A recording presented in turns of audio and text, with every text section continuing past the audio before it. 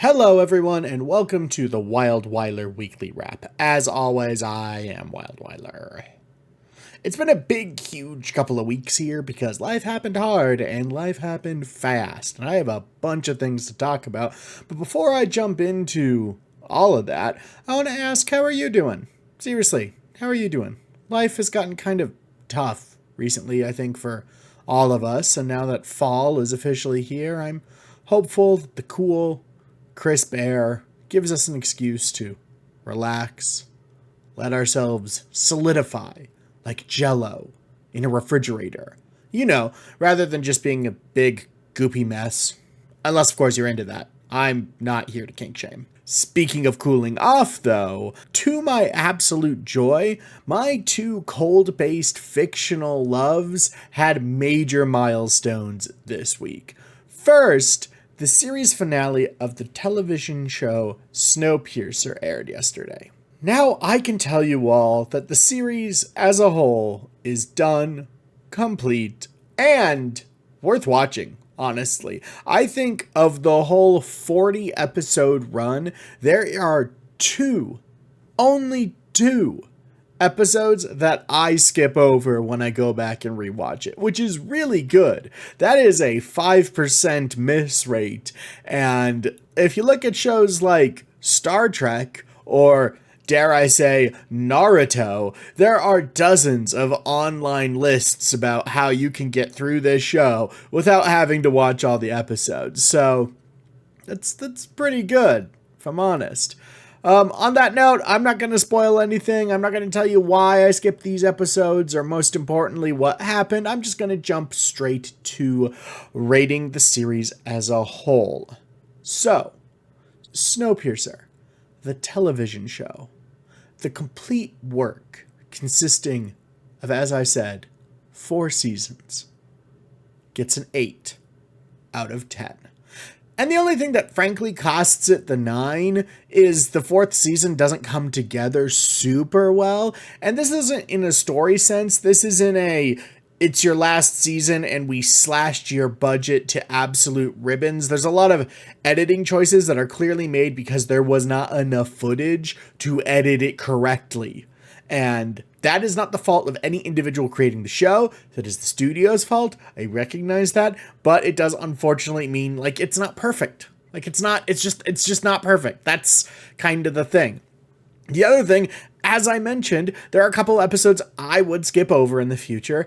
But lastly, the last 2 seasons in particular are not as brave in talking about hard, topical, and dare I say, political realities. The first season, 100% all about class and what that drives people to do, especially how that drives people to act badly. Second season is a little bit more action movie-y, but it's still ultimately about, now that a new system is in place, how long until forces attempt to revert us directly back to the old system. And then in the third season, it just kind of starts to lose that message. And that's okay. It makes a entertaining TV show. But they were braver in the first 2 seasons, so that is that. I will say, you should go ahead and watch Snowpiercer if you loved the reimagined Battlestar Galactica, and, crucially, if you like submarine movies. Because it really, truly is both of those things. Snowpiercer isn't the only source of media cooling my jets this week, and that's because Frostpunk 2 came out, and that game is freaking awesome. I cannot tell you how worried I was that Frostpunk 2 was going to be bad. Like, believe me, I was so worried that it was going to be bad. You know how when you love something and they make more of it and you're like, oh my gosh, this is awesome. But the more it runs, the more it ruins the original. Like how the final season of Arrested Development just made all of it completely unwatchable. Yeah, I was worried that was going to happen. And nothing like that happened at all. While I have not played a ton of Frostpunk 2. What I have played is great. They've introduced new mechanics by upping the scale of the game. Rather than worrying about individual houses and workers, gameplay now focuses on districts in your city, and that's really cool, because it means that instead of eating a slice of cake, I get to eat an entire bakery shop. And that works for me. So, you know, if I'm not eating a whole bakery, what am I doing here? I will do a stream of Frostpunk this week. I'm going to do the prologue scenario that's part of the main story to show everybody what the game's kind of about and the improvements and changes and differences they've made. And that will be around 6:30 p.m. Pacific time on a Thursday. So please come by and say hi. Finally, as I mentioned last week, I went back to college and I'm now pursuing an art certificate program. Classes kicked off on Wednesday, and I have already walked more than I have in months. And that's partially due to, you know, if you scroll back months, I was having a surgery because I couldn't walk anymore because of a spine injury, but also because I forgot how much walking was involved in college. Like, a lot of walking. Seriously, colleges may be the only walkable spaces in America. And after just 2 hours a day of classes, I feel like I'm entitled to some athletics credits. So let's call that power walking. Or soccer. Anyway, my first week mostly focused on defining art, and as it turns out, everybody has an opinion on what art is. Most interesting to me, though, is professional types have definitions of art that include skill, and I took exception to that. The point I made in a group discussion was that such a definition would exclude art made by children, and I'm not okay with that. Like, that doesn't vibe with me. I think that skill requiring definitions for art is what sort of strengthens the schism that we have between the arts and the crafts and artists and crafters, and that annoys me because we get this idea that artists are aloof and lofty and crafters are traditional and grounded, and that's not right. That's not right. Individuals can be like that, but what you make doesn't make you aloof. Like, and not that being aloof is particularly good, but my point is I like the term makers. That's really been popular in the last couple of decades. Makers, the people who make things. It's a much cleaner distinction in the art sphere from what I consider to be makers, scholars, historians, critics, and consumers.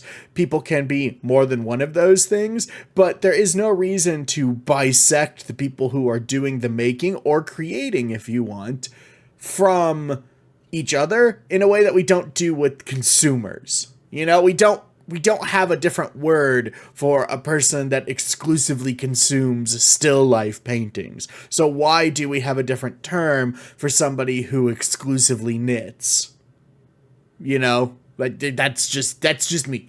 So there are some thoughts. I'm going to transform into my goat sona. I really need to get a commission of some sort of goat sona and ruminate on these thoughts for a bit. I'll probably end up making some sort of essay video about what I think art is and what I think is important when defining art at the end of the quarter, because why not? I'm going to learn a lot and I'd love to share that with you all. That does it for this week, but before I go, let's see what you all have been up to in the comments.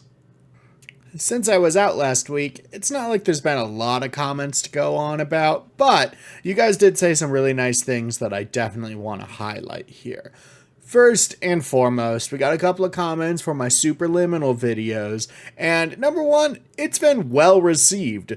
Highlighted, I think, most appropriately by Bsky, who said, "Wild, you had me cracking up through the entire episode. Your shenanigans and commentary mesh really well with this game." To which I say thanks. Like, I try really hard to find games that I can hit a stride with, and this one seems to be doing it, so, cool. Of course, that wasn't the only comment about Superliminal, with Rotomist saying, "Oh my gosh, I have not even heard of this game, but I know watching a silly dog play it, it's gonna be good." And finally, in my previous weekly wrap, Beersen wished me luck on my endeavors at art college thing by saying, I wish you luck. In which I say, thank you so much. I am excited to be starting on this new journey, and I am both anxious and trepidatious at the same time, and all of the support I have been getting from just everybody is going to be what helps me complete it. So thank you very much. And that does it for the comments this week. Thank you all for watching. Coming up this week, there will be another Superliminal episode on Saturday, and as I said earlier, on Thursday evening, I will be streaming the opening scenario for Frostpunk 2. So, you can all have a chance to see how that game shakes out. See you then. As always, have a wonderful day. Bye-bye.